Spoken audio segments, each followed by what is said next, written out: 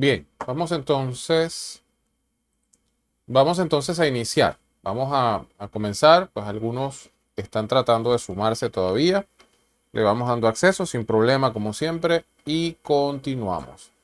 Por favor, me reiteran si me escuchan, si me escuchan, si está claro mi voz, si se ve la pantalla, si dice en la pantalla diagramas de entrada para el diseño de tuberías. Ok, listo. Todo bien, genial. Ok, nosotros hasta ahora llevamos un camino andado. Ese camino andado incluye las tuberías, incluye también el dibujo, incluye un poco el tema de cómo se seleccionan los materiales dentro de los sistemas de tuberías. Tenemos también el contexto de los accesorios de tuberías. Todo esto forma parte del entorno físico de las tuberías como tal. Es decir, lo que yo voy a ver si voy a una planta y encuentro con lo que me puedo topar. Pero resulta que cuando nosotros vamos a iniciar el diseño de un sistema de tuberías, ¿qué sucede? Cuando somos operadores pensamos que esto se hizo para operación. Pero realmente esto se tiene que hacer cuando nosotros vamos a diseñar sistemas de tuberías. Entonces, el día de hoy nosotros vamos a conversar es de lo que son los diagramas de entrada para diseños de tuberías. Siempre que voy a trabajar con esto, me gusta imaginarnos, además que la hora pareciera que también es idónea, vamos a imaginarnos que nosotros vamos a preparar una pizza, ¿ok? Y en este caso me dicen que esto es receta para dos pizzas. Yo puedo separar una receta entre ingredientes y luego utilizar la preparación para decir cómo la voy a preparar. Lo mismo sucede dentro de una planta. De hecho, para los que no conozcan mucho este lenguaje, cuando yo hablo de una planta de procesos, una planta industrial, se acostumbra a decir el fit de la planta. El fit de la planta es la dieta, qué es lo que se le está dando a la planta, cuál es la comida. Entonces, con lo que yo alimento a la planta o el fit, a partir de allí yo voy a tener una salida. Lo cierto es que si yo voy a preparar pizza y es primera vez que yo lo voy a hacer, yo debería entonces revisar la preparación, revisar cómo lo voy a preparar. Alguien podría escribir la receta de manera en forma de texto, en forma de párrafos, y tal vez a lo mejor es un poquito engorroso leerlo. Va a decir todo muy detalladamente, pero voy a tener que leer todo, además que puede ser un poco largo.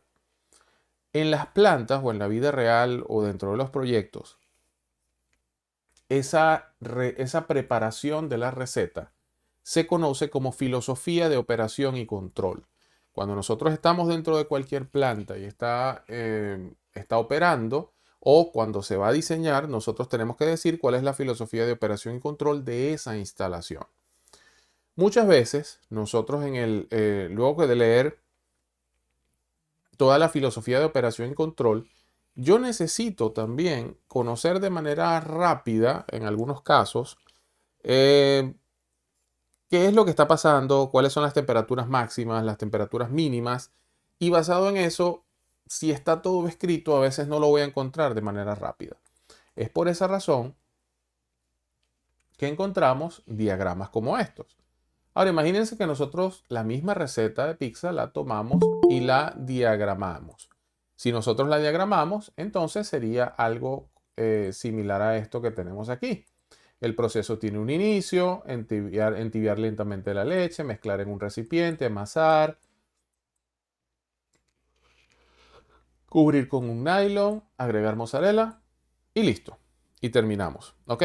Este proceso que nosotros tenemos acá es el mismo procedimiento, es la misma filosofía de operación y control, solo que está hecho como un diagrama de flujo. Eso es lo que nosotros vamos a ver el día de hoy. El día de hoy nosotros vamos a trabajar con estos diagramas que se hacen antes de empezar el diseño físico de sistemas de tuberías. Hasta acá solamente se está haciendo lo que es el diseño conceptual y el diseño a nivel de hidráulica y a nivel de sensibilidades, pero todavía en este punto no se están instalando tuberías ni viendo por si la ruta lleva o no carreteras. No, en este momento simplemente se está haciendo el análisis hidráulico. Hay dos diagramas de entrada que nosotros vamos a estar trabajando aquí. Uno de ellos son los diagramas de flujo de procesos, estos que tenemos acá, los DFP o los PFDs, PFD en inglés. Y adicionalmente vamos a trabajar los diagramas de tubería e instrumentación. Esos son los que también se acostumbran a abreviar como DTI, diagrama de tubería e instrumentación, o por sus siglas en inglés, PNID, Piping and Instrument Diagram. ¿Ok? ¿Qué más tenemos? ¿Cómo nosotros iniciamos un diseño de sistemas de tubería? Lo primero que hacemos es analizar las condiciones de proceso, estos que tenemos aquí. Luego nosotros vamos a generar los diagramas de flujo de procesos y los DTI en función de los cálculos que se realizaron. Y posteriormente vamos a iniciar el diseño mecánico. ¿Qué pasa? Que este curso lo empezamos al revés. Nosotros empezamos hablando de propiedades del diseño mecánico y luego, sin darnos cuenta, nos estamos devolviendo al principio para poder entender cómo se obtiene el resultado. ¿Cómo yo simulo? ¿O cuáles son los software que se utilizan para simular? A veces cuando me preguntan, bueno, ¿cuáles son los software que se utilizan para diseñar tuberías? Algunas personas dicen, bueno, SolidWorks, CardWorks Plan, no sé, Smart Plan, PDMS, PDS. Pero realmente estos son software para yo generar modelos 3D y adicionalmente para yo generar lo que son pues listas de materiales, cómputos métricos, generación de piping layouts, generación de isométricos. Pero para diseñar la parte hidráulica hay otra serie de simuladores, otra serie de software. Y en este caso, uno de ellos podría ser PyFace, HiSys, Pro2, entre otros. ¿Qué hacen estos software? ¿Qué es lo que realmente o para qué sirven estos software? Estos software, nosotros lo que hacemos es colocar de manera, si se quiere, en forma de diagrama, los equipos que tenemos allí. Y aquí entra un concepto bien interesante, que es el concepto de corriente. Es decir, 1, 2, 3. A ver.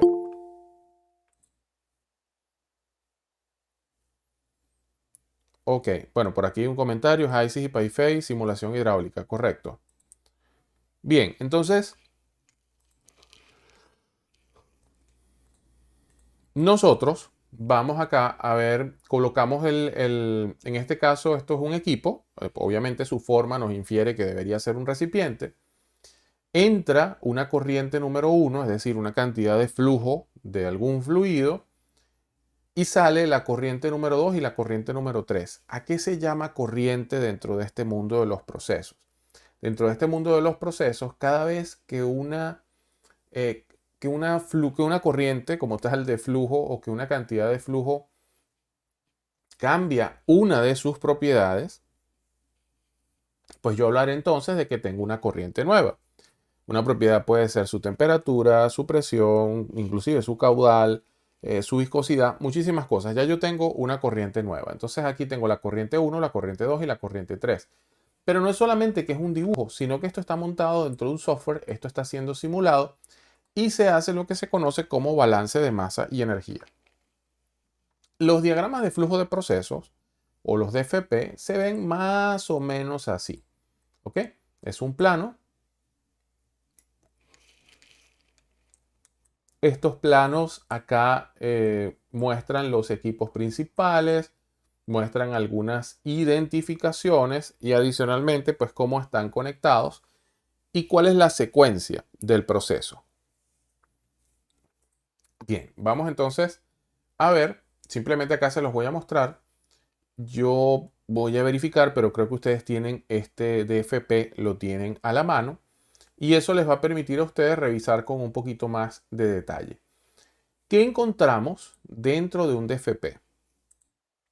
Dentro de un DFP encontramos el área per se donde está ocurriendo el proceso, encontramos entradas y salidas del proceso, encontramos también en muchos casos identificación y características principales de los equipos que están interviniendo en el proceso y adicionalmente unas notas generales que indican pues ciertas aclaratorias dentro de ese proceso y dentro de ese plano que se está presentando.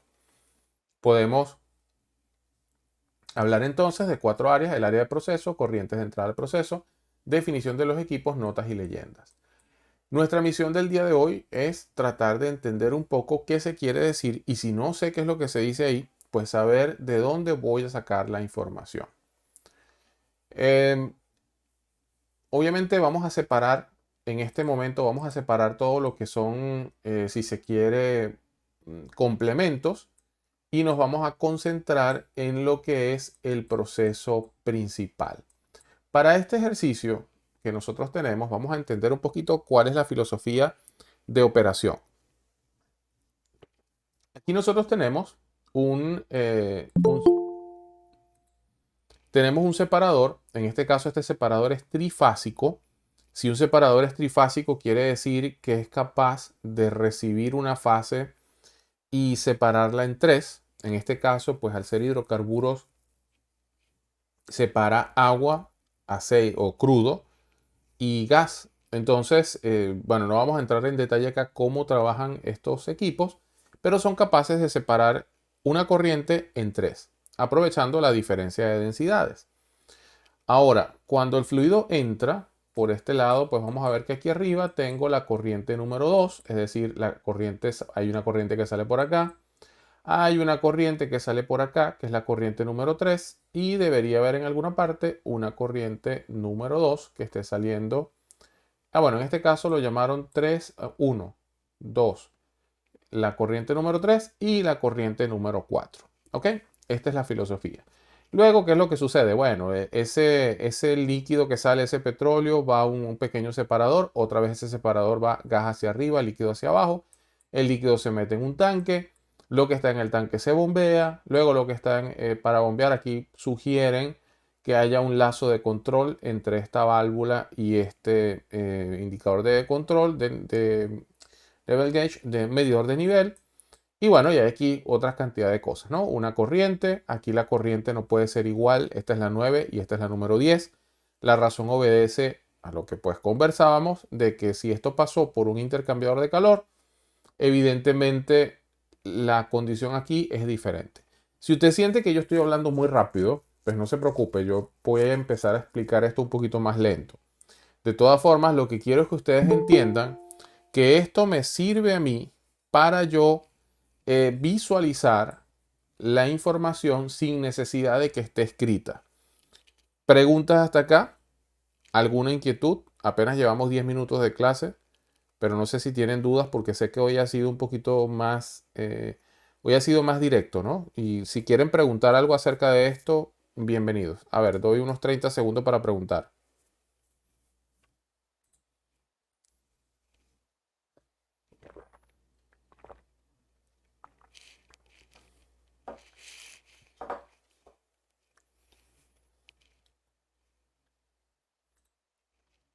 Listo, si no hay preguntas, entonces vamos a continuar. Muy bien.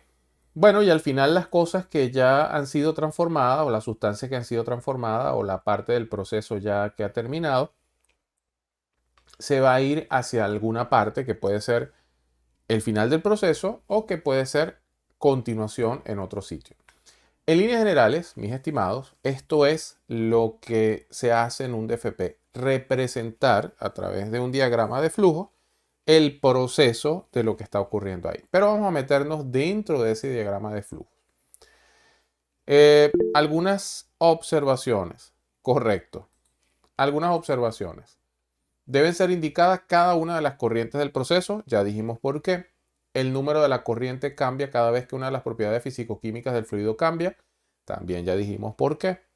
En los DFP no se debe mostrar el diámetro, numeración y material de líneas. Esta es la primera diferencia que hay entre un DFP y un PNID. Acá, si ustedes se dan cuenta, cuando empiezo a mirar aquí, no existe por ninguna parte, no me dice si estas líneas son de 4 pulgadas, de 3 pulgadas, nada de eso. Lo único que me está diciendo es que hay una corriente número 1, una corriente número 3, una corriente número 4, que hay un equipo que se llama T101101AB que hay una bomba. Bueno, en este caso ustedes no lo saben todavía para los que no trabajen con esto, pero bueno, para mí es una bomba, ya vamos a ver por qué. P10, 11, todo esto, ¿no? Y adicionalmente, aquí hace una acotación, equipo B101101, recipiente de presión o vessel, adicionalmente el equipo ingresa la corriente número 1 indicada dentro del rombo. Que no se vaya a confundir o que no se confundan estos rombos con algo que se conocen como taínes o como símbolos de instrumentación. Son cosas completamente diferentes. Estos rombos lo que están representando acá es la numeración de las corrientes. Bien, vamos a continuar entonces hasta aquí. Ustedes podrían decir, bueno, pero le ponen numeritos. Pero esos numeritos, ¿qué son? O sea, yo le digo corriente 1, corriente 2, pero más allá de ponerle números, ¿para qué son esos numeritos? Porque resulta, mis estimados colegas, que eh, cuando nosotros vamos al balance de masa y energía, a través de estos simuladores, yo puedo obtener, así como se ve acá, la información corriente por corriente y adicionalmente voy a tener todas las propiedades. Es decir, corriente número 1, corriente número 2, corriente número 3, corriente número 4. Y esas corrientes, fíjense que tengo, vamos a ver, creo que por aquí abajo está más cerca.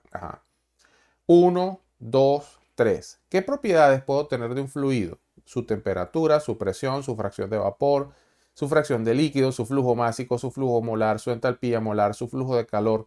Es decir, hay muchas más propiedades que solamente la presión y la temperatura. Entonces, esto es donde nos aportan los simuladores, porque el simulador es capaz de resolver, obviamente de una manera mucho más rápida, eh, estos parámetros y me va a permitir entonces tomar información.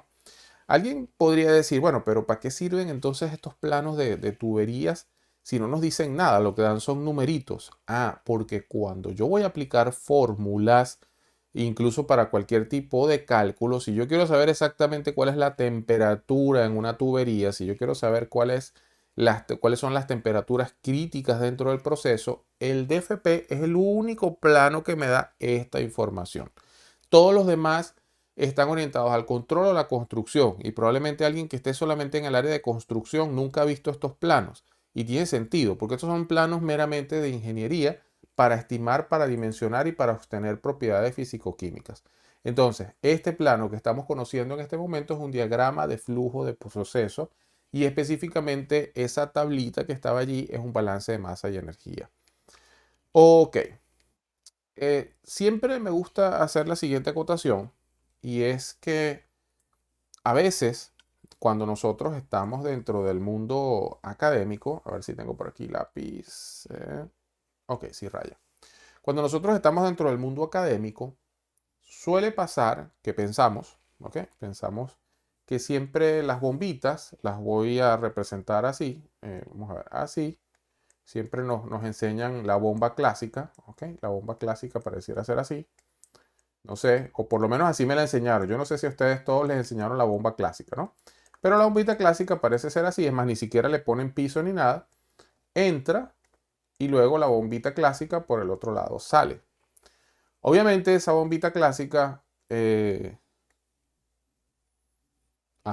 una bombita clásica aquí nosotros tendremos la presión 1 y en esta tendremos la presión 2.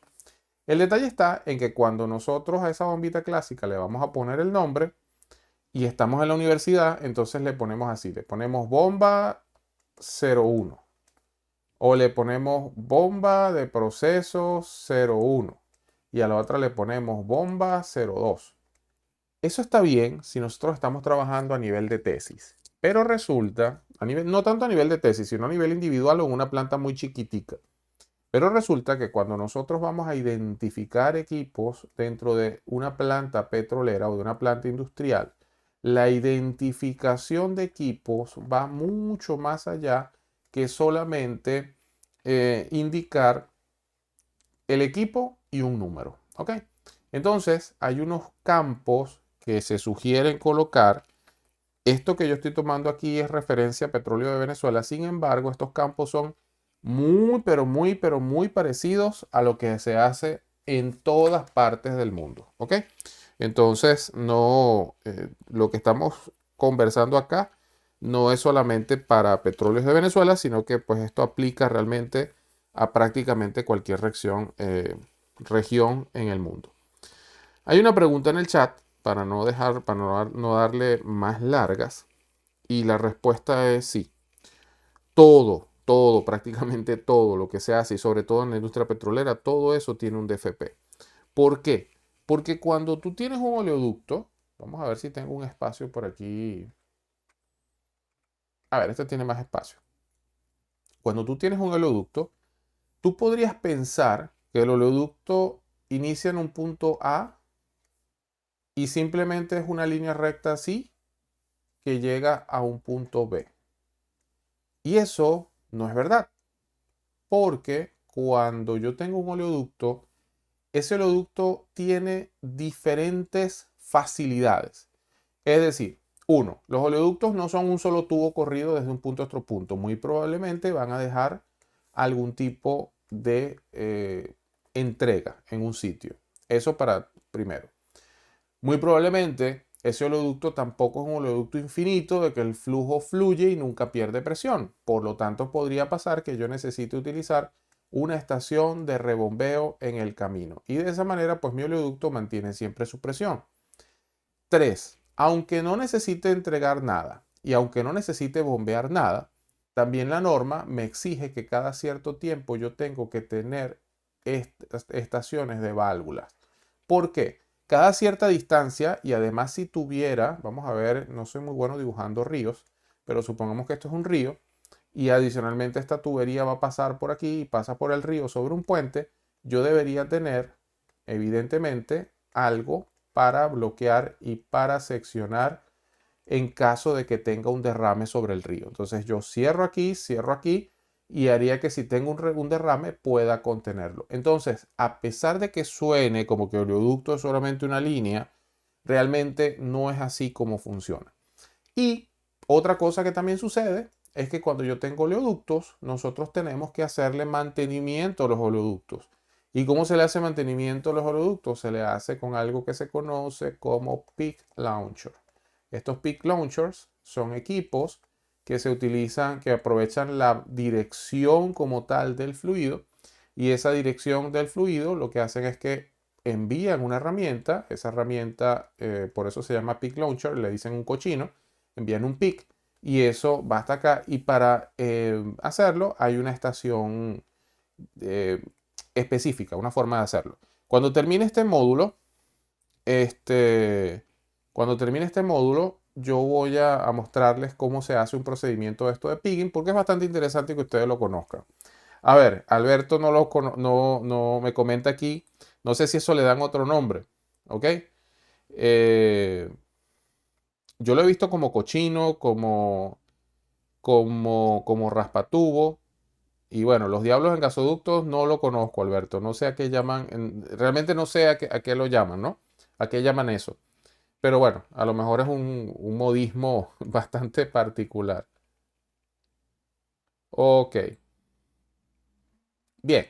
Entonces, bueno, al finalizar, por favor, al finalizar este módulo, me acuerdan para mostrarle el video de cómo funciona una trampa de envío-recibo de herramienta para representar esto. Entonces, estas líneas que acabo de trazar acá, la hicimos con la intención de dar respuesta a la pregunta que tenía Luis, de que si al oleoducto se le hace DFP. Sí, Luis, sí se le hace DFP y la razón es por esto. Ok, me voy a devolver a donde estaba. Me voy a devolver a donde estaba, porque estaba por aquí. Y estábamos hablando de la identificación de equipos. Si yo tengo varios equipos dentro de una planta, yo tendré que ponerle nombres a cada uno, porque recuerden que esto es una filosofía de operación y control. Y cuando yo voy a hablar de un equipo, yo no puedo decir la bomba se paró el día 23 de enero. La primera pregunta que ustedes pueden eh, hacerse es, ajá, la bomba se paró. ¿Cuál bomba? Entonces podrían ustedes ser menos explícitos y decir la bomba que está debajo del Pairá número 3. Ajá, pero eso todavía no me dice nada porque hay varias bombas allí. La única forma de nosotros hablar de los equipos, así como en los documentos hablamos de cédulas de identidad y todo esto, es colocándole o utilizando el tag de cada uno de esos equipos. Dentro de la industria, les decía que no se pone solamente B01 o bomba de proceso 01, sino que hay numeración que nos dice, nos da mucha más información acerca de esa bomba. Por ejemplo, 1, 2, 3 o los primeros campos es la identificación del tipo de equipo. Ya vamos, se los voy a pasar ahorita con más detalle, pero ¿a qué es esto? Por ejemplo, los B, ellos son vessels y son recipientes a presión. Las P, ellas son pumps y ellas son bombas, ¿ok? Las T, ellos son tanks, entonces son tanques. Entonces, cada vez que nosotros vemos una T, una P, una B, se están refiriendo a una bomba, un recipiente de presión, un tanque, ¿ok? Ajá. Luego viene y me dicen, bueno, los próximos campos deberían ser el código que identifica la planta. ¿Qué planta? Bueno, porque resulta que yo puedo tener, si estoy en Perú, a lo mejor es una planta que se llama Talara, pero si estoy en Venezuela, a lo mejor esta planta es Aguasay, y esa planta Aguasay de todo ese campo a lo mejor se llama 5A. ¿Ok? Entonces yo sé que esta es la bomba de Aguasay 5A, pero todavía quedan números. Porque tengo luego la identificación del área o sección. Ok, esto no solamente es que está en Aguasay, sino que puede ser sistema contra incendio. ¿Ok? Y posteriormente el tren. ¿Qué es un tren? Cuando nosotros producimos hidrocarburos o cuando trabajamos sobre todo en plantas de producción, nosotros tenemos muchas veces lo que hacemos es que la producción no se hace de una sola vez, sino que se hace en trenes, ¿ok? Es decir, yo necesito producir 100 millones de algo, entonces no produzco 100 con un solo tren, produzco a lo mejor 30, 30, 30. Y no sé, y habrá otro tren que a lo mejor no trabaja full capacidad, sino que produce 10. Pero sabemos que si este falla, a lo mejor estos dos, este puede tomar 10 y 10 de uno y otro y completa al menos 90. Entonces, todos tienen los mismos equipos, pero están integrados y a eso es lo que se llama un tren de producción. Entonces, a lo mejor es la bomba del sistema contra incendio que está en Aguasayap, pero ese es del tren de producción, el número 2. Y adicionalmente hay una secuencia de 2 dígitos que se tiene acá, de 2 o 3 dígitos, que es esta última que tiene aquí. Hay un criterio también que es importante que sepamos, un criterio de mantenimiento y un criterio pues a nivel de procesos, y es que cuando un equipo, si yo pongo por ejemplo P2102A y otro equipo es P2102B, o si lo representan así, P2102A/P. Estos equipos son idénticamente iguales, ¿ok? Entonces, la A y la B nos indican que son dos equipos iguales, dos equipos gemelos que están instalados tal vez en el mismo sitio físico y que lo único es que pueden pasar algunas cosas. O esos equipos trabajan 50% y 50%, o uno de esos equipos está al 100 y el otro está parado, ¿ok? 100 y 0. Y si este se daña, entonces este otro pasa a 100. O puede ser que esos equipos estén trabajando en ese caso, o mejor dicho, manejan 50% y 50%. O puede ser que los dos equipos estén trabajando a lo mejor una relación 80-20 o algo así. Y esto es lo que se conoce como running spare. ¿Ok? ¿Qué sucede? Que dentro de la industria hay equipos que yo no los puedo tener parados. Porque si esos equipos están parados, el mantenimiento para mantenerlos activos es muy costoso. Entonces es preferible que el equipo esté funcionando, que esté running, que esté corriendo, que esté running, que esté corriendo, pero no está corriendo al 100% de su capacidad. Entonces esto es lo que se conoce en mantenimiento como un running spare. Es un equipo que está ahí, que está como stand-by, que está mandando poquita capacidad y el otro es el que está soportando, como dice uno aquí en Venezuela, aguantando la pela. Pero si este llega a fallar, el equipo que está en spare, que está corriendo, pero está poquito, él tiene la capacidad de tomar el 100% de la carga. Entonces, son filosofías. Yo hoy, a pesar de que estoy hablando del dibujo, pero siempre hago énfasis. Me gusta mucho hablar del proceso, porque si yo no entiendo el proceso, no voy a entender el plano. Y por favor, si ustedes no entienden algo, también me dicen si no lo entienden. Luego que nosotros hacemos esto, lo que vamos a identificar el equipo, entonces utilizando lo que vimos, ¿ok? Si el equipo, si es un solo equipo, o sea, es decir, un equipo que sea A, B, C, tengo tres equipos que son idénticamente iguales. ¿Preguntas hasta acá? ¿Inquietudes? Hay una manito levantada de Víctor Fermín. Víctor, ¿fue un accidente o quieres consultar algo? No, no, era sobre, estaba explicando sobre la bomba AIB, que coloquialmente en el argot, bueno, aquí en la refinería le dicen también las morochas, o sea, porque también tienen como respaldo, pero bueno, en algunos casos sí hemos visto que por lo menos hay una que funciona eléctrica y la otra funciona a vapor, pero igual mantiene, digamos, casi el mismo tacto, lo único que varía es AIB, en este caso. Correcto. Bueno, sí, eso que estás diciendo es importante. De verdad que no lo mencioné y es bastante importante. Gracias por recordarlo. Porque, por ejemplo, en el caso de sistemas contra incendio, la norma PDVSA o en general la NFPA, también te dice que si, por ejemplo, una bomba es eléctrica y, por ejemplo, si tú tienes las dos bombas eléctricas, y en el momento que tienes el incendio se falla la electricidad, te vas a quedar sin sistema de bombeo. Es por esa razón que te dicen, bueno, utiliza una bomba eléctrica y una bomba de vapor, porque si falla la electricidad todavía tienes otro sistema de impulsión. Y aún así también es A y B. Gracias por eso, Víctor, porque es otra manera de trabajar. Ok, ¿qué hemos dicho hasta ahora? Voy a ir hasta atrás. Hasta ahora nosotros hemos hablado de lo que es una filosofía de operación y control. Dentro de una planta termina siendo como la preparación de la receta, que tengo que hacer para preparar esa receta. Conversamos también de que yo puedo tomar esa receta y convertirla en diagramas de bloques paso a paso como estas que tenemos aquí. Luego también hablamos de que en este curso y normalmente existen estos tres diagramas, diagramas de flujo de procesos, diagramas de tubería e instrumentación. Eh, Luego vamos a ver que hay otro plano, ¿no? Que es más que todo la parte de utilidades. Y empezamos mirando un poco cuál es el proceso.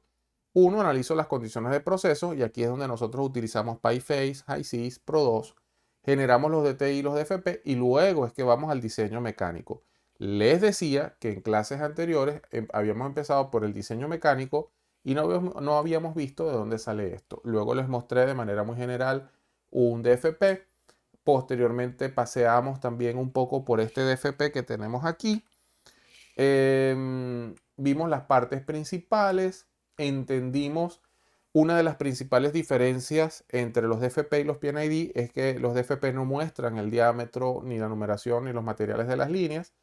Vimos también lo que es un balance de masa y energía, cómo sale de un simulador. No necesariamente va a salir así, pero por lo menos podemos obtener la información y colocarlo en una tabla como esta.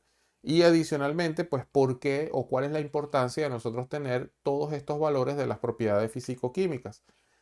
Estábamos en el área de cómo se identifican los equipos, porque empezamos a ver que los equipos tienen unos nombres todos raros y lo importante es saber por qué esos equipos tienen esos nombres todos raros allí. Otra cosa es cómo yo entro al proceso, ¿ok? Eso también es importante. ¿Qué sucede? Si yo tengo un río, si yo tengo un río, vamos a suponer que esto es un río, una laguna, y yo necesito bombear agua para regar en alguna parte, pues probablemente yo podría tener una manguera y podría tener una bomba que tome agua directamente de ese río. Es decir, este río termina siendo, en inglés es lo que se conoce como source, este río termina siendo una fuente directa. Pero si yo necesito regar también, yo podría ver que por mi casa pasa una tubería de la Industria Nacional del Agua, yo tomar una línea, conectar la bomba y entonces también puedo realizar el proceso de riego. En este caso, estoy tomándolo de una fuente directa, pero en este caso lo estoy tomando de otra tubería. Entonces, a nivel de planos, se representa diferente cuando nosotros trabajamos con una fuente directa y cuando trabajamos con desde una tubería u otra fuente. Entonces, vamos a ver cuál es la diferencia. Pues la diferencia está en que yo voy a utilizar Cuando es fuente directa, yo voy a utilizar esta flecha con ese círculo negro con esa flecha blanca. Pero si viene de otro plano o de otra tubería, yo voy a utilizar esta bandera y dentro de la bandera va a decir el número de plano de donde yo me estoy conectando. ¿Ok? Este PNID o este DFP lo coloqué adrede porque también están unos cuadritos. Estos cuadritos ni son fuente ni es que vienen de otro lado. Simplemente es que hay unos paquetes de inyección de químicos y esos paquetes que tienen un nombre inyectan a la tubería. Es decir, que cuando el crudo húmedo diluido mesa 30, que es este, va por aquí por este tubo, llega al separador, ya ese crudo le han colocado algo de un paquete llamado A101102, también le han colocado algo de un paquete llamado A101101, también ha entrado crudo diluido con mesa 30 por aquí, que viene de alguna parte, que en este caso dice estación de flujo O16, creo que esto era Orocual en aquel momento. Posteriormente, entonces, crudo diluido con mesa 30 de la estación de flujo J20. Ajá, esto está por acá. Entonces, todas estas corrientes, y reitero por aquí, a ver, me habías preguntado, Luis Gascón. Luis, fíjate que todos estos son oleoductos.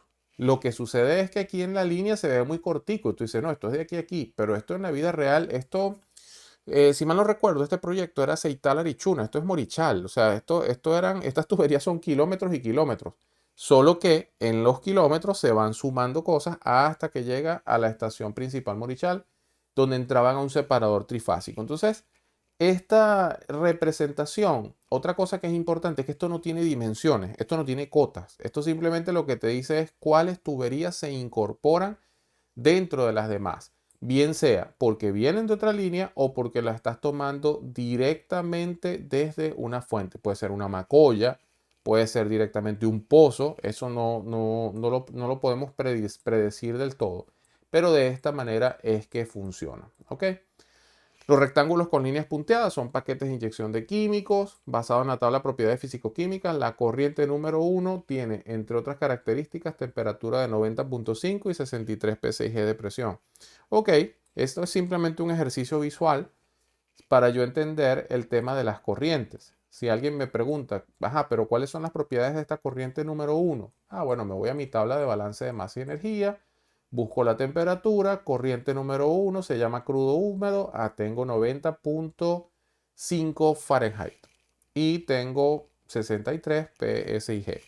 Esto pues, creo que aquí hay ingenieros químicos, ustedes son los que son ingenieros químicos, esta es su área, seguramente conocen de esto muchísimo más que yo.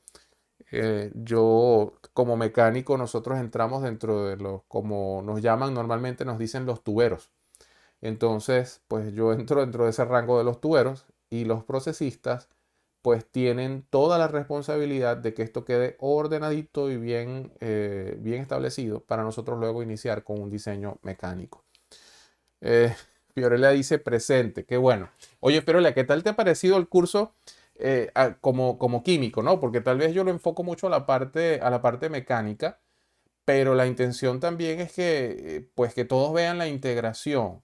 Porque a nivel de proyectos, yo no, yo les recomendaría a aquellas personas que sean un poquito más cerradas, pues traten siempre de ser un poquito más integrales. O sea, no importa, yo no sé de procesos, pero por lo menos entiendo que hace procesos.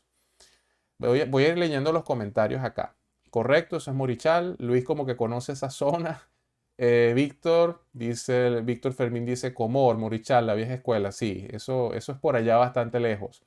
Si no, yo no sé si en este curso hay personas que están fuera de Venezuela. Yo creo que todos son de aquí de Venezuela y los de fuera de Venezuela no van a entender, pero aquí en Venezuela cuando se dice Morichal y toca trabajar en Morichal, yo creo que uno se pone un poquito triste porque es una zona bastante remota. Si a alguien le gusta, perfecto, pero creo que en general es una zona bastante remota. Fiorella habla también se entendieron, ok, se entendieron cosas que vienen en la industria. Alberto habla de la inyección de químico, puede ser antiespumante. Sí, la inyección de químico puede ser antiespumante, puede ser incluso, eso tiene para lo que es H2S son secuestrantes, ¿ok? Se llaman secuestrantes. Así, pues hay algunos odorizadores, como es el caso, creo que Bueno, del... Ajá, les escucho. disculpa, no, lo que pasa es que yo estoy trabajando en una empresa de tratamiento químico y claro, si hay en la parte de sistema de generación de vapor, Ujú, claro, o sea, hay inyección de químico de la mina, en este caso el Incor, para ujú, endulzantes, está el ININ y también tiene el CEPOC que acabas de nombrar, que es el constante de oxígeno. ujú. Entonces, para también alimentar a la caldera y que tenga lo mínimo posible de oxígeno. Sí, sí, son muchos, son muchos. Realmente la intención es mencionar un poco que hay algunos allí. De hecho, el core del curso tampoco de repente es hablar de los paquetes de la inyección, pero sí es bueno que ustedes, ¿qué sucede? Yo asumo que si están en este curso es porque o les toca leer planos o porque alguno a lo mejor tiene que dibujar algún plano. Tal vez un porcentaje de ustedes estará solo por curiosidad, pero muy probablemente alto porcentaje de ustedes probablemente han tenido contacto con estos planos y hay cosas que tienen que aclarar. Entonces, en ese caso sí, tienes toda la razón. Cada, cada proceso va a tener esos químicos particulares que mejoran como tal el proceso. Por aquí, bueno, dice decirle entendí tantas cosas que ven en la industria. Ok, perfecto. Gracias, Fiorella, que te gusta que te sientes bien en la formación. Anticrustrantes, también. Eso también está dentro de la inyección de químicos. Ok, vamos a continuar entonces para que el tiempo no se nos vaya. Ajá. Definición de los equipos. Primero, si yo necesito la información de un equipo, si yo necesito saber todas las características, por ejemplo, de una bomba, señores, ni se les ocurra decir que la información la encuentro en el DFP. Si encuentro parte de la información, vamos a hacer el ejercicio. Por ejemplo, aquí está bombas de carga. Ok, aquí está bombas de carga.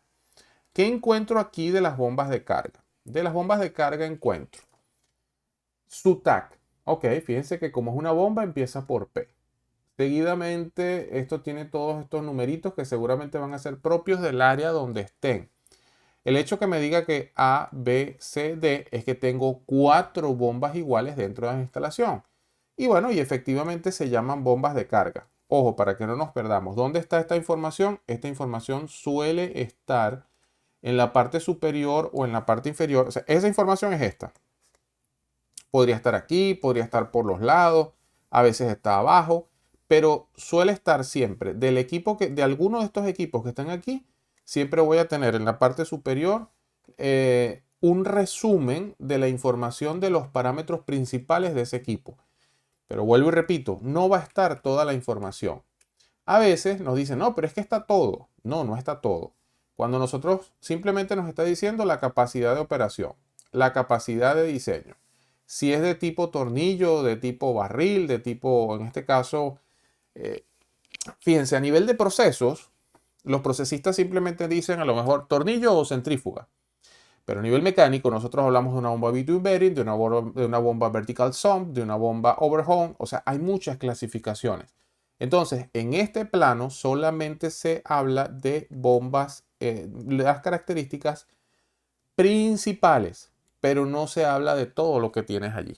Diferencia de presión, motor eléctrico y en este caso, bueno, la potencia. Es decir, yo al tomar el plano tengo noción del tamaño de esa bomba, pero no tengo toda la información. ¿Ok? Eso es importante que nosotros lo veamos. Yo no sé, yo quiero ver, permítanme un momento porque yo creo que tengo acá la API 610, porque quiero que ustedes vean de dónde sale la información completa. A ver,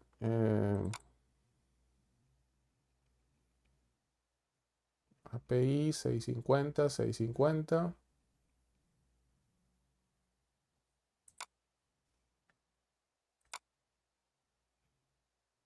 Ok, aquí tengo una muy vieja, pero bueno, nos va a servir para lo que necesito.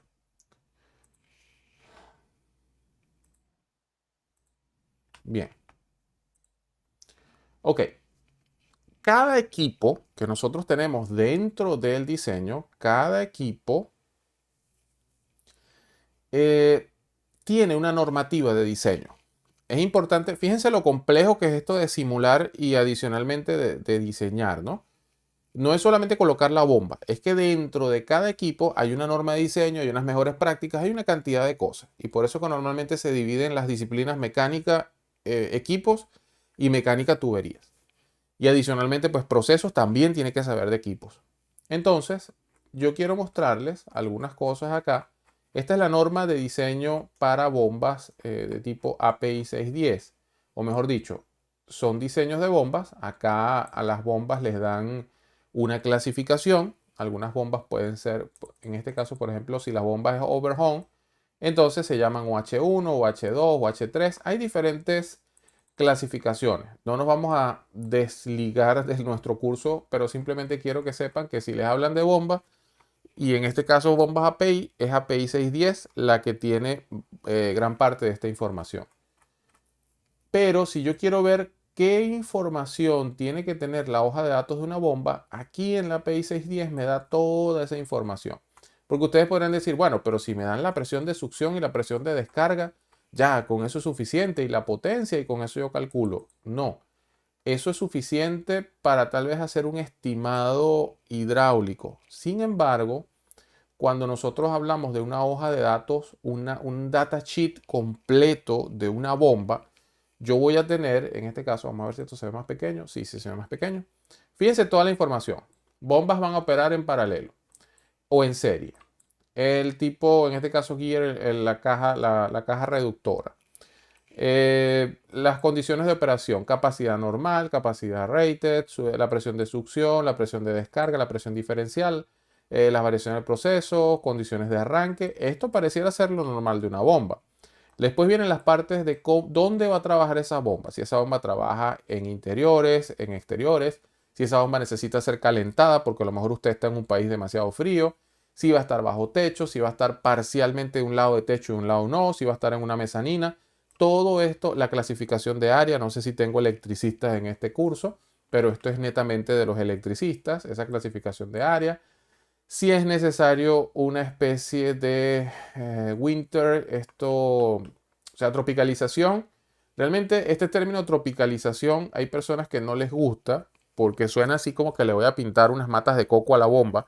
Realmente es adaptación para climas tropicales, ¿ok? Es una adaptación.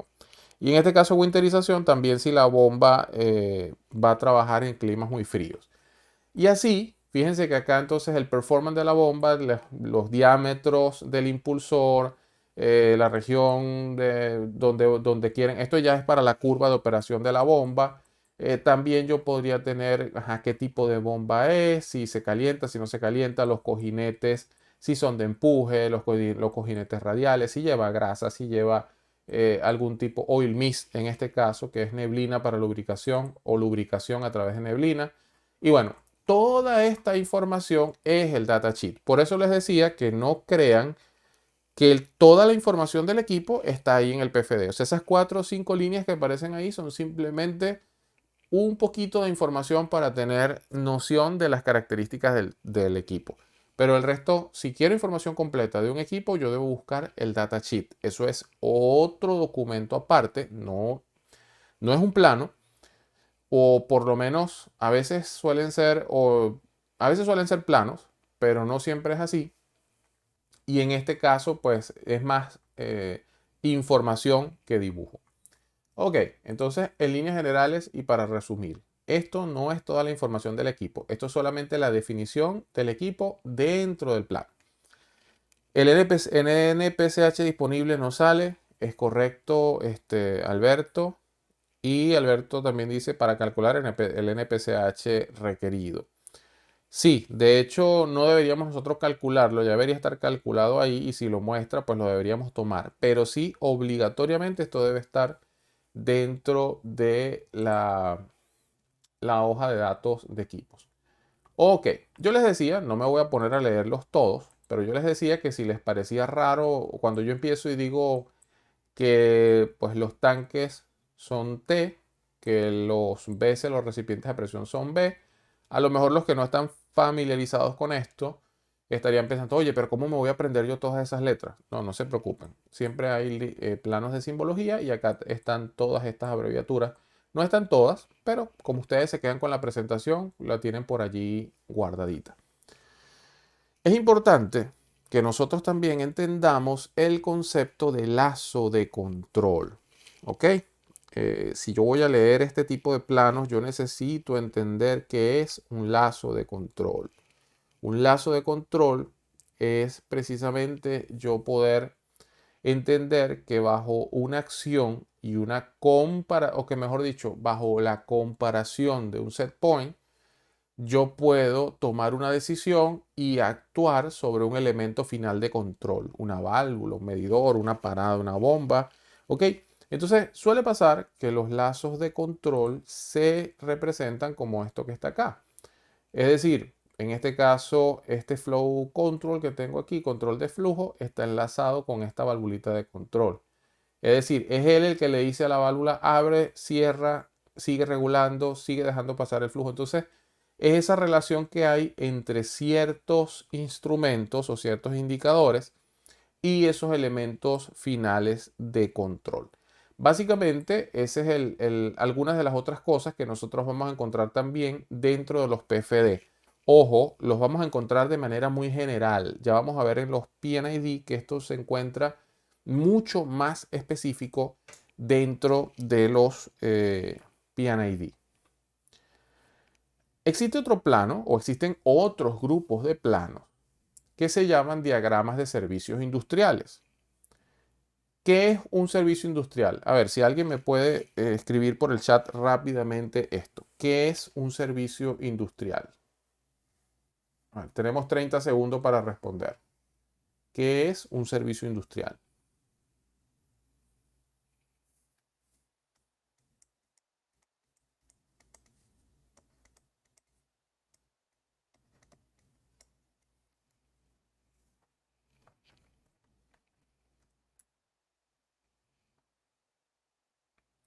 Transporte de crudo.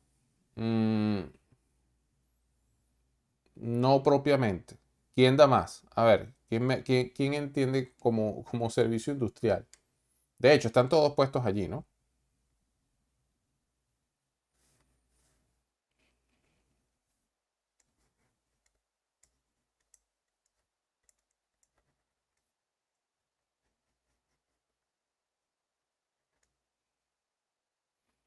Ok, mientras que ustedes escriben, piensan y tal vez quieren hacer algún comentario, yo voy a, como la clase empezó con pizza, pues vamos a cambiar a pasticho. Eh, ok, Fiore, la provisión de un servicio necesario. Esos son los servicios. Entonces, vamos a madurar el concepto. Primero vamos a hacerlo con un ejemplo muy simple y luego vamos a llevarlo a algo más complejo que son las plantas. Es decir, si yo voy a preparar una comida cualquiera, he escogido pasticho, pero puede ser cualquiera. ¿Qué necesito? Yo necesito ingredientes. Ya hablamos que el ingredientes, en el caso de las plantas industriales, yo hablo del feed de la planta o la dieta. ¿Qué sucede? Para que ese ingrediente se convierta en pasticho, tiene que haber una transformación. Es decir, tiene que haber una serie de procesos que me transformen esos ingredientes en pasticho. Pero la transformación no ocurre de manera espontánea ni de manera orgánica, sino que yo tengo que realizar algunos procesos que requieren ciertas facilidades. Una facilidad puede ser agua, pues si no tengo agua a lo mejor no cocino. Otra facilidad puede ser gas, si tengo gas no tengo fuego y si no tengo fuego no puedo cocinar. Otra facilidad, no sé, se me ocurre, podría ser, quien quita, pues a lo mejor drenaje, porque después, ¿qué voy a hacer con todos los desechos o todos los líquidos? Entonces, todos estos complementos de ese proceso principal son los que nosotros llamamos servicios industriales. En el caso de Alberto dice transporte de crudo. Si yo estoy transportando crudo, vamos a suponer otra vez mi dibujito del punto A al punto B. Si yo estoy transportando crudo, pero en ese transporte de crudo yo tengo unos instrumentos, vamos a suponer que tengo, no sé, un TIC, por decir algún instrumento, ¿no? O sea, no me viene a la mente alguno. O simplemente tengo una válvula de control. Vamos a hablar de una válvula de control. Esa válvula de control, algunos de sus actuadores son neumáticos. Entonces necesito, en este caso, inyectarle aire.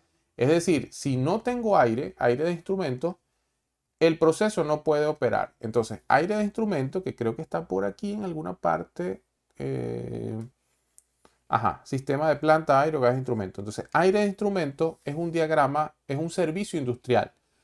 Pero como toda la planta está plagada de servicios industriales, pues yo voy a tener también su propia red de tuberías, muchísimas tuberías que no son el proceso, sino que son tuberías de servicios industriales. Por eso es que a los servicios industriales también se les hace sus diagramas, tanto de FP como P&ID. Ok, ¿cómo se representan los equipos dentro de los diagramas de flujo de proceso y dentro de los P&ID? En este caso voy a rayar, a ver aquí, voy a rayar y luego le vamos a hacer zoom para que se vea mejor.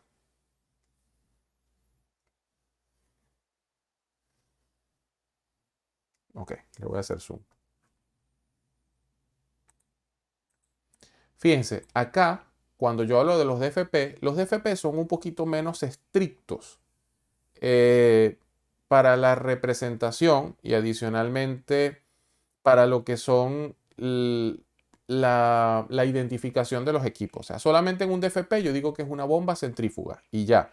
Con eso es suficiente para representarlo en el proceso. Pero ya cuando yo me voy a un diagrama de tuberías e instrumentación, no basta con que yo diga que la bomba es centrífuga. Yo debo decir también si la bomba es impulsada por un motor eléctrico, impulsada por un motor de combustión interna, impulsada por un motor a gas, no lo sé. Pero lo cierto es que debo dar mucha más información. ¿Y por qué? Porque si esta bomba es solo impulsada por motor eléctrico, lo único que necesita es electricidad. Pero en el caso que sea combustión, probablemente voy a tener que llevar tuberías hasta ella y entonces se cruza con los servicios industriales. Que no me sé los dibujitos y estoy preocupado porque voy a leer planos y yo no me sé todos esos dibujitos. No se preocupe. Hay un plano de simbología. Nosotros vamos a revisar algunos de los planos que están allí. Y cada vez que usted entra a un proyecto, hay un plano de simbología. Lo que le toca a usted es familiarizarse con los equipos o con la representación de equipos que tiene usted dentro de su proyecto.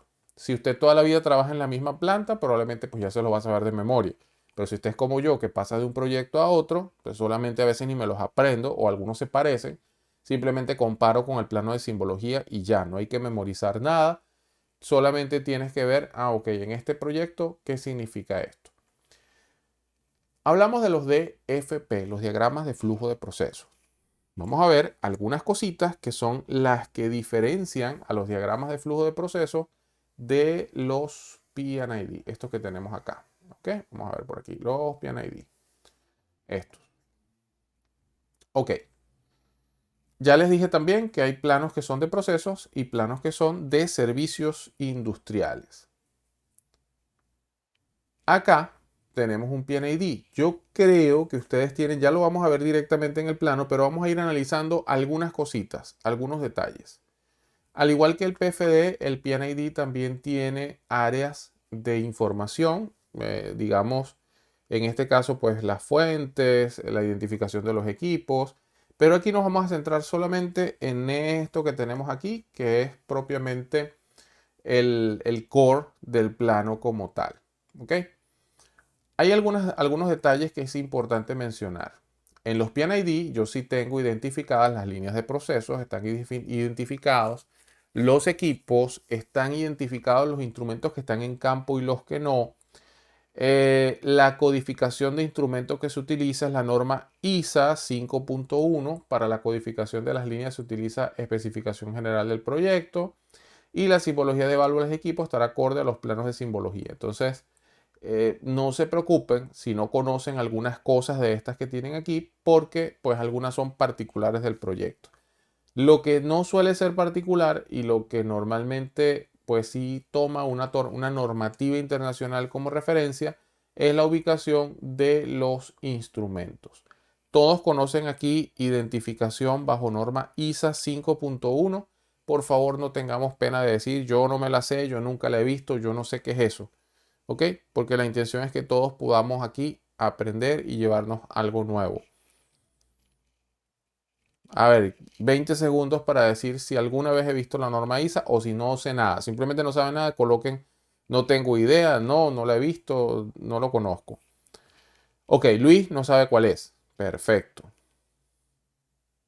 Víctor tampoco la he visto. Alejandro dice que no sabe. Suilen no la conozco. Ni idea. Ok. Fíjense.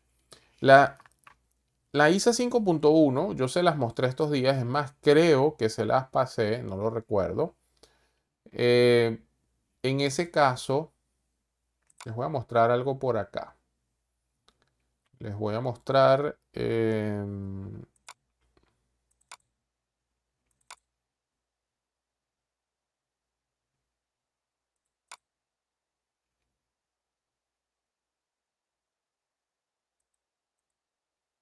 ok, estoy acá, no me he ido, solo que estoy buscando la información para mostrarles.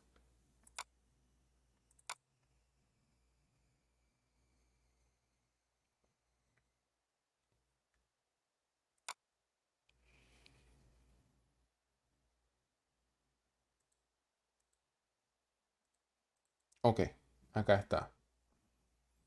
Acá está la norma. ISA 5.1. Esta norma yo se las mostré estos días. Es una norma que lo que tiene es mucha simbología dentro de sí. Y esa simbología es para representar instrumentos. Yo me voy a tomar el abuso. Vamos a entender un poco por qué el tema de los instrumentos y cómo funciona esto, ¿no? O sea, aquí está.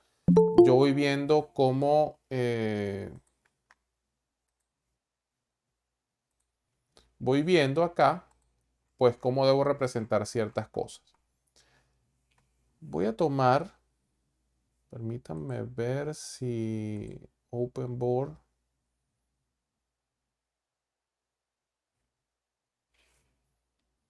Listo, ok. Acá tengo,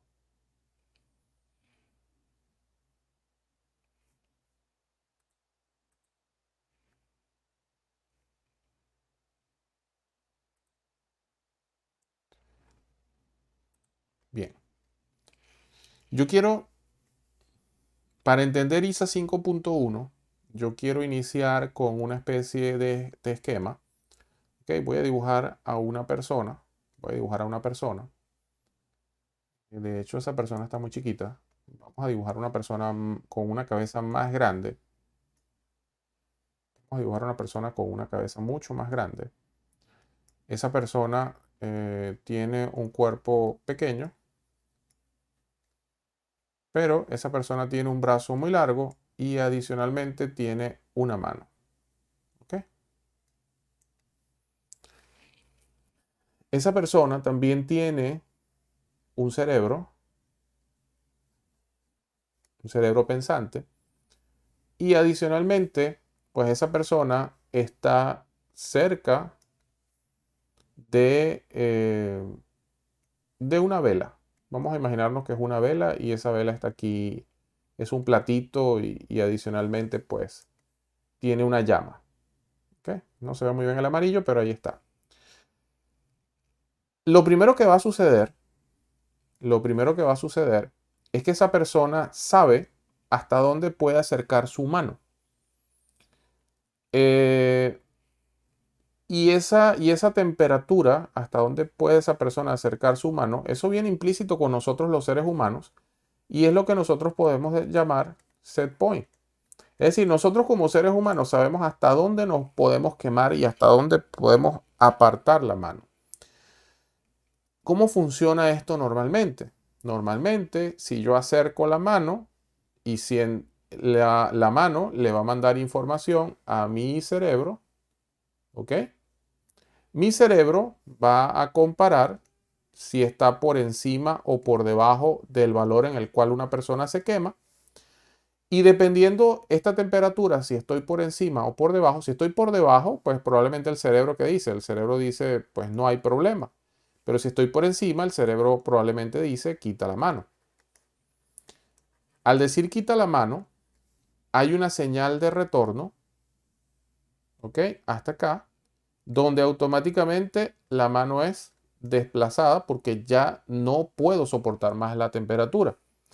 Vamos a llevar esto al mundo industrial. Cuando nosotros llevamos esto al mundo industrial, la mano, que es quien al final acciona por alguna cosa, es lo que se conoce como elemento final de control. El cerebro sería lo que en las plantas se llama PLC o controlador lógico programable. Y estas líneas negras terminan siendo las señales que van desde el elemento final de control hasta acá y hay una señal de retorno hasta aquí. Si yo deseo, la mano tiene un sensor, a lo mejor es un sensor de proximidad contra el calor o un sensor de calor, pero yo necesito que alguien mida esa temperatura para poder compararla con lo que el cerebro, con la decisión que tiene que tomar el cerebro. Entonces, ISA 5.1 lo que dijo fue lo siguiente. Y ahorita les muestro la tabla. Pero ISA lo que dice es lo siguiente. ISA dice, la primera letra es una variable. Y la segunda letra es una acción o una forma de medir. ¿Ok? Una forma de medir. Entonces, para ISA, por ejemplo,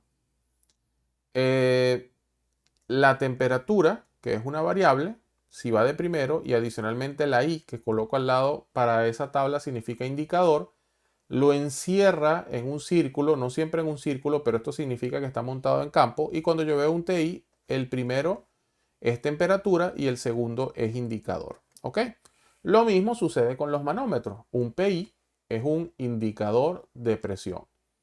El tiempo, por ejemplo, para la ISA es la K y yo tendré entonces que un reloj que solamente indique la hora será un KI, porque es un indicador de tiempo. Pero un indicador de tiempo podría también transmitir la hora, si ese reloj todo el tiempo está pasando la hora. Entonces él no solamente indica tiempo, sino que también transmite. Entonces se convierte en un KIT. Todo este dibujito que nosotros tenemos acá, que no sé, que voy a ponerle by David porque son cositas que uno va haciendo a medida que va explicando. Vamos a ver ahora entonces cómo se ve un poco más formal con la ISA. Vamos a ocultar Open Board. La ISA entonces sí le ha dado a cada instrumento, fíjense que este es FO, FG, FI, y nosotros en la presentación tenemos esta tabla. Esta es la tabla de variables que yo les estaba diciendo hace un ratito. Es decir, la primera letra es la variable que se va a medir. Nosotros hablamos de presión, la presión es esta, la P, pero vamos a hablar de electricidad, de corriente eléctrica. Fíjense que la I, si está en la primera posición, es corriente eléctrica. Pero cuando la I está en segunda posición es un indicador. Entonces la combinación de estas letras es la que hace que nosotros tengamos instrumentos y podamos leer, por ejemplo, que PI es indicador de presión. ¿Todo esto se entiende? Yo creería que al menos las personas de química y las personas de mecánica, pues esto ya lo han visto. Probablemente esto no es común que lo hayan visto en civil, también lo deberían haber visto algunas personas de electricidad si ven el tema de control. ¿Se entendió esto? ¿Se entendió cómo se identifican los instrumentos? Una cosa es ponerle nombre a los instrumentos con un tag y otra cosa es identificarlos según ISA. Son dos cosas diferentes, ¿ok? Según ISA también, si el instrumento está montado en campo, se representa con un círculo. Y hay otras clasificaciones. Para efectos de planos de tuberías, normalmente solamente se utilizan los que están montados en campo, porque son los únicos que necesitan abrirle un hueco al tubo para colocarlos allí. Entonces, vamos a ver dónde están colocados estos instrumentos. Fíjense, tengo una línea. Vamos a analizar algunos elementos que encontramos dentro de estos planos. Tengo una línea. Esa línea me muestra un par de válvulas, unos corbatines, pero hay un corbatín negro y un corbatín blanco. ¿Qué quiere decir esto? Cuando nosotros vemos válvulas que están, a ver, cuando nosotros vemos válvulas que están marcadas como negras, estas válvulas negras, vamos a ver si puedo dibujar una aquí y están rellenas. Esas válvulas que están rellenas son válvulas normalmente cerradas o normally closed, ¿ok?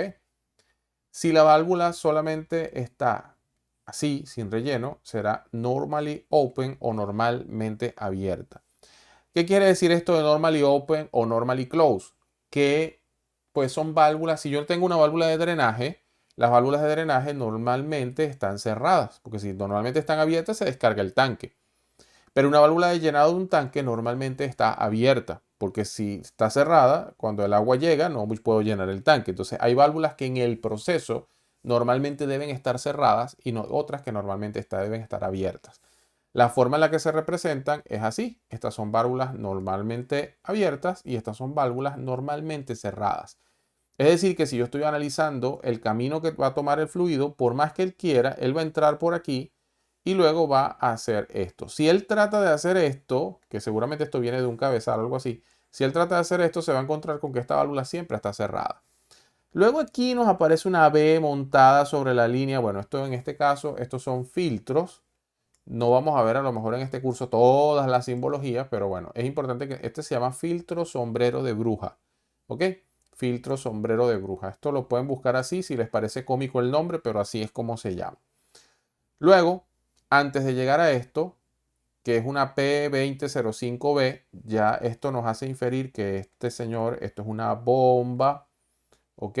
Entonces esa bomba, antes de llegar allí, hay un PIT, es decir, un indicador y transmisor de presión. Hay otro PIT, otro indicador y otro transmisor de presión. Y hay un PI que es un indicador de presión montado allí. Un indicador de presión no es más que un vulgar manómetro. Y adicionalmente, pues esto va a otro nivel de control y todo esto representa la instrumentación asociada a este sistema. Es decir, fíjense que no es nada más llegar y llenar y no es la línea nada más de succión de la bomba. Es una cantidad de permisos e instrumentos que se colocan aquí. Y lo que sale de la bomba, pues aquí entra una reducción de 20 por 16. Posteriormente hay una válvula check de 20 BR 150. Este rating, fíjense que acá vuelve lo del rating. Y acá una válvula motorizada. Ajá. Nos aparecen por aquí una cantidad de numeritos que no sabemos qué son. Otros numeritos que no sabemos qué son. Otros numeritos que no sabemos qué son. Señores, las líneas. Vamos otra vez a mi ejercicio de la bombita escolar. La bomba que nosotros dibujábamos en la universidad, esa bomba siempre le damos peso. Vamos a darle ahora nombre a la bomba, P0105.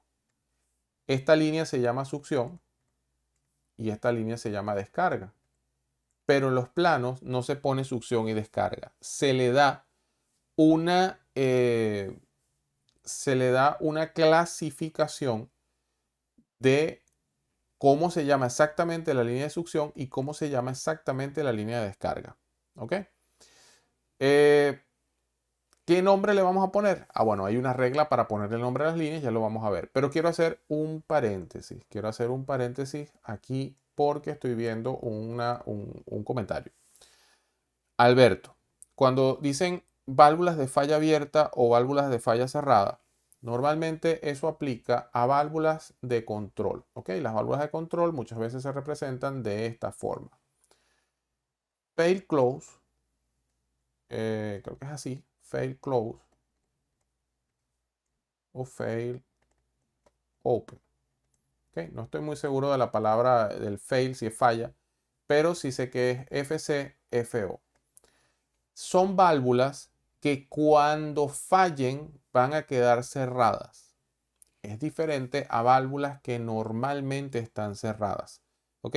Ahí sí es bueno tal vez el concepto aclararlo porque pues son dos cosas diferentes. Esta es una válvula que puede estar siempre abierta, pero puede ser que si falla necesitamos que quede abierta o que si falla necesitamos que quede cerrada. Pero si falla ¿quién? Si falla el actuador, porque normalmente estas son para válvulas que son automatizadas. Es correcto, Alberto, son válvulas de control. Y aquí, estas son válvulas que pueden o no pueden ser motorizadas y que normalmente pueden estar abiertas o normalmente pueden estar cerradas. Bueno, entonces este pedacito de PNID les da a ustedes una idea de los elementos que pueden encontrar dentro de estos planos. Pero lo que no vimos es precisamente cómo nosotros identificamos las líneas. ¿Qué es esto? ¿Cómo se le da nombre a esas líneas?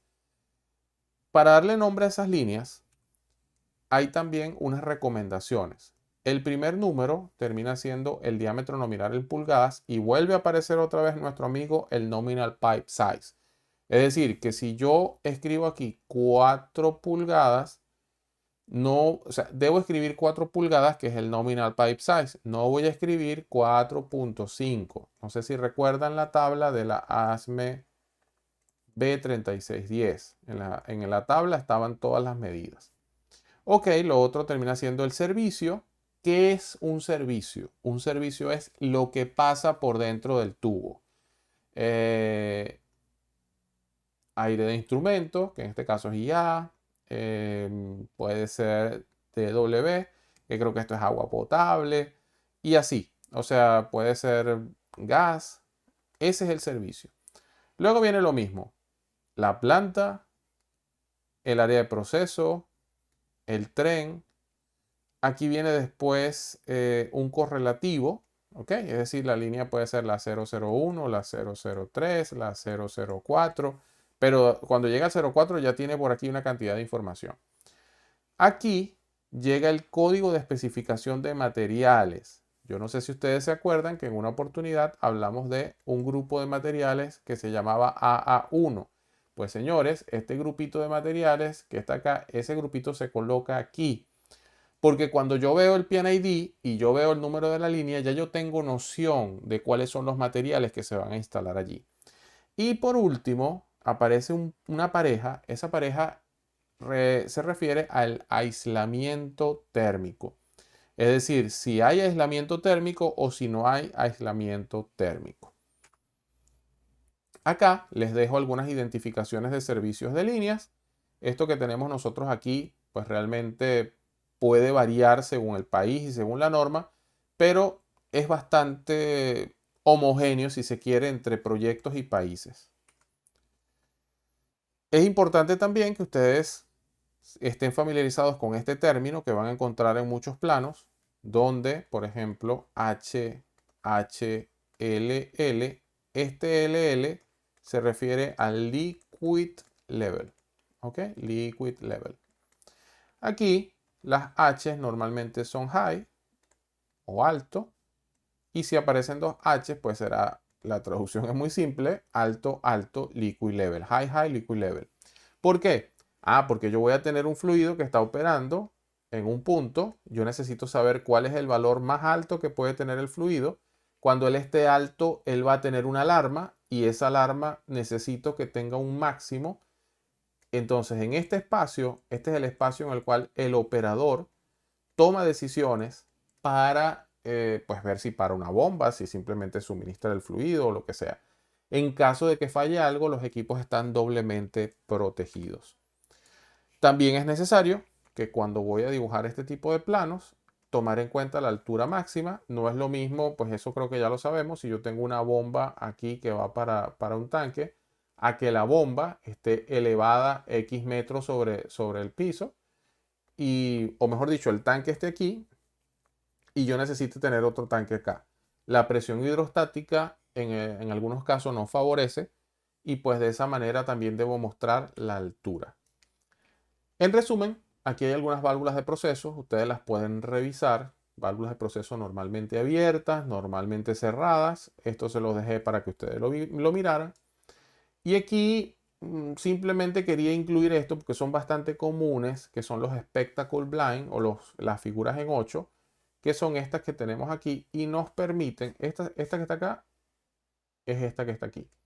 Nos permite cegar de forma rápida, pero bueno, no quería que se encontraran esto en un plano y a lo mejor no supieran qué hacer. Hay un ejercicio, yo lo voy a dejar como un ejercicio optativo. Si ustedes lo quieren hacer, pues perfecto, igualmente lo podemos discutir. Es tratar de automatizar o de colocarle instrumentos a este pequeño sistema. Un tanque que tiene dos bombitas. Bueno, habrá que ponerle una línea más acá.